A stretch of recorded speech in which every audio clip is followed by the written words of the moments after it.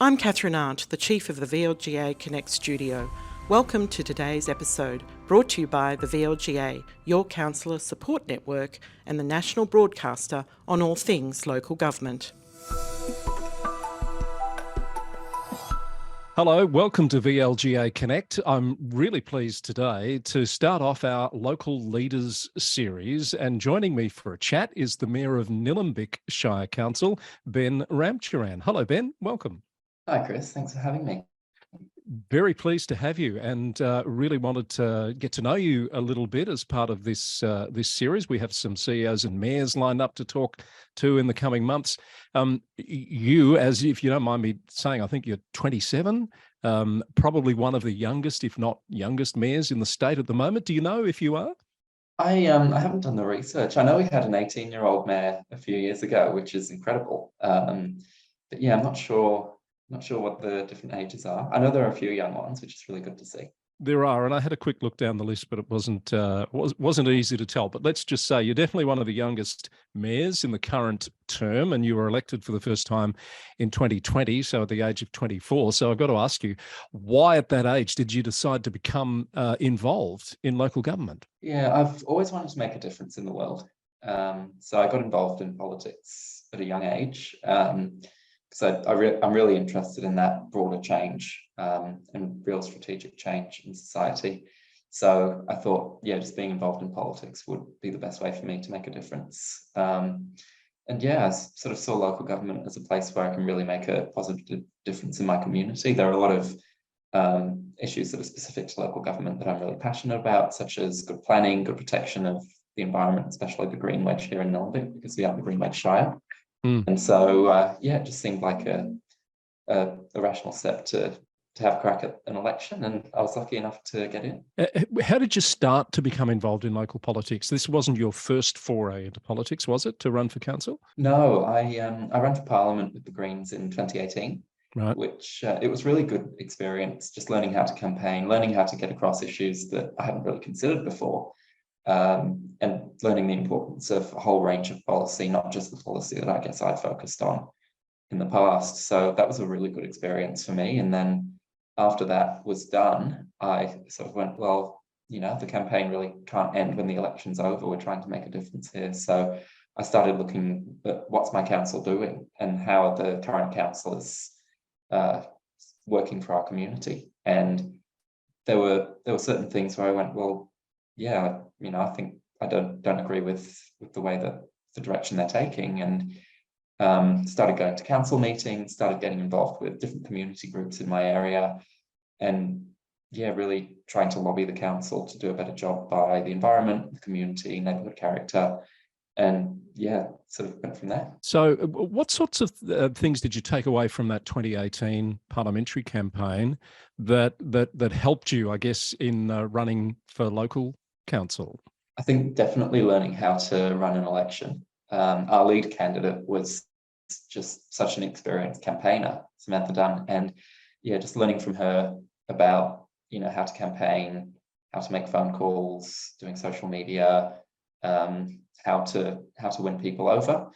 So there was a lot of training in that throughout the election. And as I say, just getting across a broad range of policies. And really having an understanding of that, because the policies I care about may not necessarily be the policies that other people care about, but you need to have that broader view. You need to really think, well, what matters to everybody? Because as the representative, you're representing the whole community, and in order to get elected, you have to show that you can do that. So yeah, just being across those policies, having a good understanding of that really has, I think it really did help me during that election campaign. You're a Greens member, yes? Yes. And did you openly run as a Greens candidate for election to the council? Yeah, I sort of recognised that the Greens aren't very big in this area. And so to get elected, I needed to show that I could take that centred approach. So I was very careful to always disclose on all my materials that I was a member of the Greens, because you don't want to be lying about that.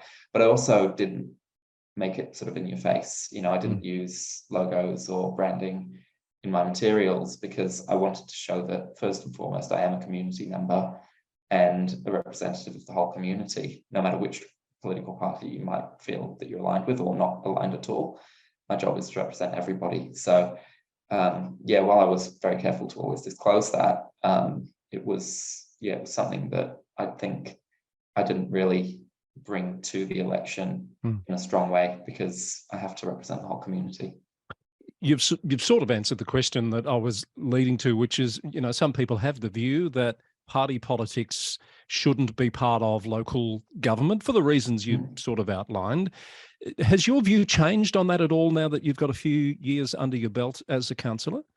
Not really, to be honest. What I've found since I got onto council is that we've got a broad range of views in the chamber. We've got 2 people who are members of the Liberal Party, 2 people who are members of the Labor Party, 2 independents, and of course myself.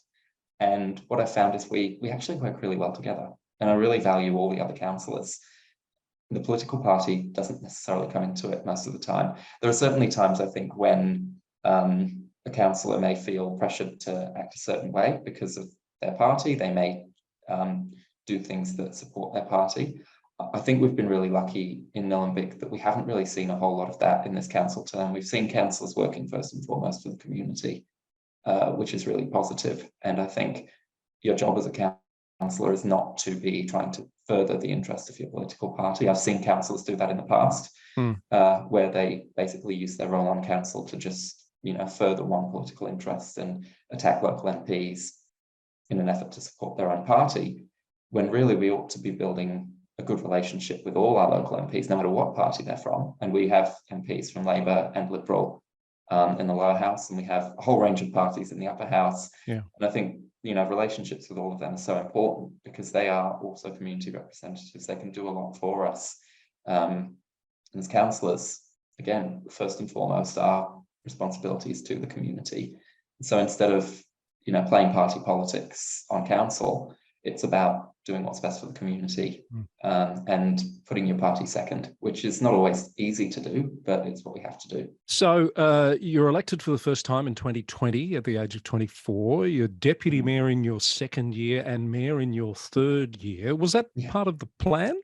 Did you expect to get to those leadership roles so soon? I wouldn't say I necessarily expected it. I certainly, I think most of us went in wanting to have a crack at mayor. And I was really keen to do that. And I think, we're sort of sharing it around. We've had a different mayor each year.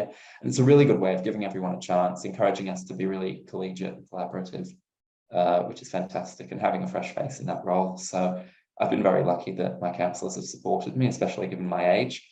But it is something that I certainly did hope to do when I was running that election campaign. And while I knew it would be a bit of an uphill battle to get that position as mayor, I'm really, really grateful that I was given the opportunity. So you're nearly halfway through your mayoral term. That's a scary thought. Yeah, it is. It's going pretty quickly. It always does. Yeah. How does it fit? At first, it was like being dropped in the deep end in a really big way. I always thought I got a lot of emails. And then I think in my first day in the role, I had 1 or 2 media releases, because the mayor has to approve all media releases. And I read them through, tick, tick, looked in my inbox, and there are another 10 sitting there. It's like, how are you people writing these things faster than I can read them?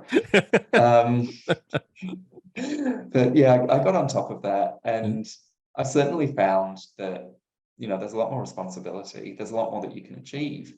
And you get a lot more opportunity to meet groups from across the community. I think as a councillor, you get a little bit stuck in your own ward, and you know your ward really well, but I have to know the whole Shire really well now. And I'm being invited to all different events and all different community groups in so many different areas. It's just incredible to see what they all do and to get to know them all. So I've really been enjoying that. And just enjoying having having a lot more influence and a lot more involvement in the organisation than I did before. But it is a lot of work and it is a lot of pressure. And it's just a case of balancing that out as you go along.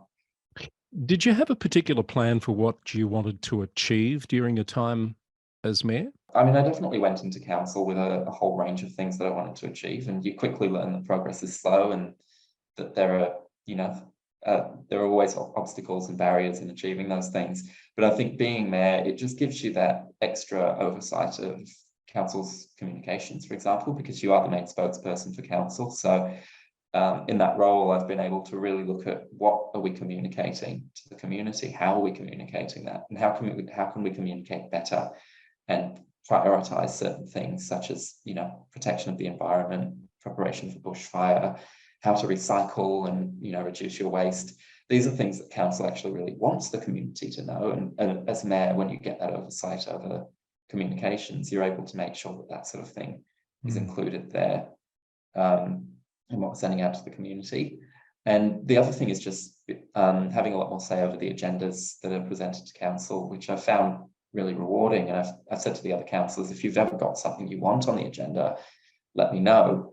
But I've also got that opportunity for the things that I really want on the agendas to say to the officers, well, can you bring us a report on, for example, the Aboriginal voice referendum? And so we've had a report on that. We've been briefed. Can you bring us a report on planning enforcement to make sure that we're really enforcing the planning scheme to protect biodiversity, protect neighbourhood character and amenity? Can you bring us a briefing on biodiversity?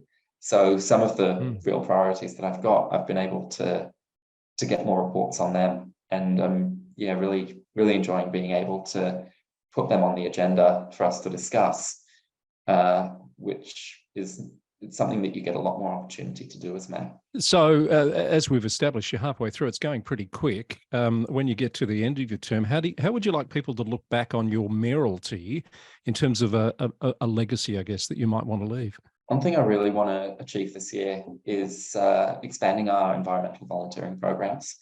We've got so many volunteers in the community who are just rearing to go. They want to collect litter, they want to pull out weeds, they want to plant native plants in all sorts of areas in the Shire. And we only have the capacity to support so many groups. So we've proposed a good amount of money in our next budget to really support those volunteer groups and expand them and grow more. And I actually went to an event just the other day. It's a new Friends of group starting to, their goal is to revegetate and promote biodiversity on Holmes Hill in Eltham. And I showed up to that event, walked into the room, and it was absolutely packed out. I couldn't believe it. And it just shows how many people really want this. And so I think one legacy I really want to leave from this year is to get those programs up and running and really support those groups to get going. So people who want to volunteer to protect our environment and to improve biodiversity in our green wedge, I want to really enable that. And that's something that, you know, hopefully I can look back on and be really proud of. So do you see yourself as a long-term councillor, or do you have other ambitions? I know you've had one tilt at Parliament. It certainly wasn't a tilt. It was an unwinnable seat. I was doing it for the love more than anything else. I certainly did have higher political ambitions at one point, but being in local council and, you know, sort of experiencing politics firsthand, I don't know if I necessarily want to go into Parliament anymore. Right. I think I'm happy where I am. I've really enjoyed being on council and being that closest level of government to the community. So, you know, I'd never rule it out. You never know what the future might bring. But yeah, at the moment, I'm just really happy where I am, supporting community, working for the community, and not being tied into party politics or, you know, sitting in a room where you're in the minority and not really able to get much done, which I think, unfortunately, Parliament can often feel like that. So yeah, I think I'm happy where I am at the moment. What about outside of council? I know you're a web developer. Really interested to know what does a web developer work on in a youth mental health organisation? Yeah, so my job is managing a learning management system. So we provide training and development to clinicians and different workforces. So it's not necessarily about providing mental health support primarily, but supporting the organisations that do. So I develop online learning modules and courses and learning tools to help really train up and skill up the workforce to get better outcomes on the ground. So that it's really rewarding to know that work helps people. And I noticed in doing a bit of research on you, Ben, there's a bit of a theme of working on software for vision impairment, and also that you've worked on the development of the bionic eye. Can you tell us more about that? Yeah, that was actually part of my work experience when I was in year 10. So Yeah. going back a bit now, that was such an enjoyable experience. I got a placement at National ICT Australia, which was at Melbourne Uni at the time. And they were working at the time on the bionic eye, which is for vision impaired people. And you sort of put this hat on, it's got a camera on it, which connects into your synapses. And it enables you to see through this camera. So it's incredible technology. And what I worked on was just producing a piece of software that's able to break down patterns in DNA sequences. I was only there for a few weeks, so I didn't do a huge amount, but yeah, it was just really interesting to see, you're not just developing the software for this camera, you also have to develop the software that they need to do their research to make the camera. And that's sort of the area that I was in. Fascinating. Well, it gives us a sense of the sorts of things that you're interested in doing. And I also note that you were awarded the Sir John Monash Medal in 2019 for studies and community work. That must have been a great thrill. Yeah, I couldn't believe it when I when I won that one. It was, it really means a lot. And I think, it really reflects the work that I do and was doing at the time in the community, with a whole range of community groups. Just, trying to support my community and be part of the community while also studying at uni. So yeah, it was a real honor. So how do you go balancing these very important jobs that you've got, the work that you do in the community as well as professionally, with the role of a busy mayor? How's that working for you? Not easy. I think the main thing is just to set rules for yourself, because you can work and work and work, and the more you work, the less productive you're going to get, because you'll burn out and you'll get tired.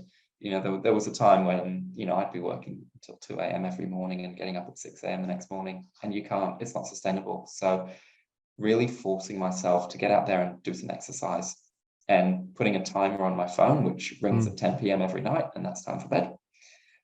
So just, and eating healthy as well.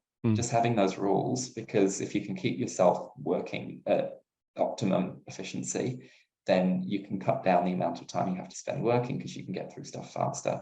And I think that's really the best way of balancing it. It's to make sure that you're taking that time for yourself and looking after yourself, because if you don't do that, it is all just going to collapse. What else do you like to do when you take time for yourself? You've mentioned exercise. Yeah, I love cycling. We have such a beautiful green wedge out here in Nillumbik, just northeast of Melbourne. And yeah, just being able to cycle through the hills in nature, I really love. Love to do a bit of hiking. In winter, I'll try and get up to the mountains, go skiing. And just doing gym as well, a bit of weightlifting, really working on all different areas of my fitness. Do you see any evidence that other young people are taking note of what you've achieved thus far in terms of getting involved in community, getting involved in local government? And do you think we're going to see more young people following your lead? I certainly hope so. We set up a youth council in our first year, which has been incredible, because we've just got so many valuable insights from that group of young people, who effectively form an advisory committee to council. They've helped us put together our youth strategy. We're now creating a youth hub. I think it's really empowering young people and showing them that, hey, you can actually be involved, you can have your say, you can make a difference. And in that first year of the youth council, I was 25. So I was actually within the age range where I was eligible to be on the youth council. So Yes. In that first year, I was appointed as the councillor responsible for that advisory committee, which I really enjoyed. And yeah, I think it just shows young people that, hey, you can do this stuff too. It's not just for for older generations. We need that broad mix. We need a whole diversity of ages in the chamber, and you should absolutely have a crack at this. And yeah, I think there were certainly one or two that mentioned to me that they would want to. So hopefully they'll throw their hat in the ring in 2024. Now, you mentioned the youth hub. It's the first youth hub in Nillumbik, which surprised me a little when I saw that announcement, and you've got, I think, 50% funding from the state government for that. That's a pretty significant announcement and project for a shire like Nillumbik. Yeah, we're so excited about it and so grateful to the state government for the funding. You know, $300,000 over 3 years to help half fund the youth hub, and it just makes it affordable within our reach. It's something that all councillors are so committed to having. And the Youth Council has been so supportive. We've had so much support from our community health partners to get it up and running, and they're so keen to see it happen. I think, because I work in youth mental health, and you know, you get this awareness that it is a real challenge, and we really have to look after our young people. So having that youth hub will just make sure that the young people in Nillumbik are really well supported and have somewhere to go to get that support, which at the moment they don't. And I think a lot of young people are missing out because of that, which is a real shame. So it will be a huge step forward for our community. There's a lot to local government. You're no doubt learning. It's a complex space, lots of issues. Where's the real learning curve been for you? What's particularly challenged you to grasp in your time as a councillor and mayor? Oh, I have to say the first 6 months, maybe even 9 months, were shockingly difficult. And I think that probably goes for most of us. You know, you sort of, when you're running the election campaign, you have this huge list of things you want to achieve, and then you get elected and go, how am I going to do this? And it's about getting an understanding of, you know, how do I develop those relationships with council officers, and understanding that they are actually on your side.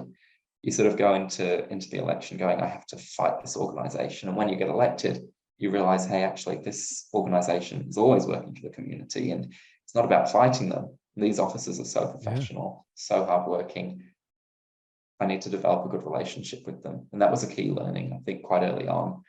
Just, you know, also getting across the reading, which was a huge challenge at first. Yes. You know, reading hundreds of pages a week. And yeah, just getting an understanding of, well, I want to do this.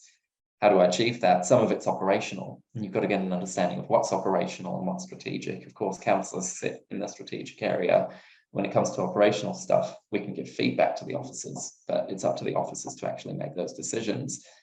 So how do you convert these operational ideas into strategy, and how do you get that strategy on the agenda? I think that was a key learning for most of us when we first got elected. Ben, I have to commend you on that realisation that you reached, I think, fairly quickly about the organisation, the council organisation, being there to work for the community, not being the opposition, not being something you've got to come in and fight with rather than work with. And I've seen many councillors never grasp that concept. So, yeah, I just want to commend you on that realisation, expressing that so well. Do you see, not necessarily on your own council, but other newish councillors grappling with that issue? Yeah, absolutely. You know, you get to know different councillors from all over the state and all over the country, actually. And yeah, I don't think it's too common, fortunately, but there are certainly times where you see a councillor who really doesn't like the officers, doesn't agree with them, and instead of trying to work with them, they oppose everything, they fight the officers. And yeah, it's a real shame. I think you have to be critical. You have to have a solid, robust debate with the officers. But at the end of the day, they are there to give you frank and fearless advice. And if that conflicts with, you know, with what you think, you're absolutely welcome to disagree with that in the chamber, but you have to listen, you have to take it on board, you have to try to understand it, because officers do know best, they are the experts. So their advice really is something that we should see as useful. Rather than fighting against it, it's how do we work within those parameters to achieve what we want to achieve. Really well said, Ben. Once you get to the end of your mayoral term, I know you've mentioned that there's a plan to share it around amongst councillors to give them the experience, but do you hope to be mayor again at some point? Yeah, I've really enjoyed it. I have. So as I say, you never know what the future will bring. Hopefully my other councillors will appreciate the work I've done in this year, and yeah, you never know, there might be another year down the track where they'll give me another chance. Excellent. Ben, it's been a delight to speak with you. Thank you very much for those insights, and congratulations on what you've achieved thus far. It's been great to have you on the program. Yeah, thanks, Chris. Enjoyed it. Ben Ramcharan, the Mayor of Nillumbik Shire Council, on our Local Leaders series from VLGA Connect.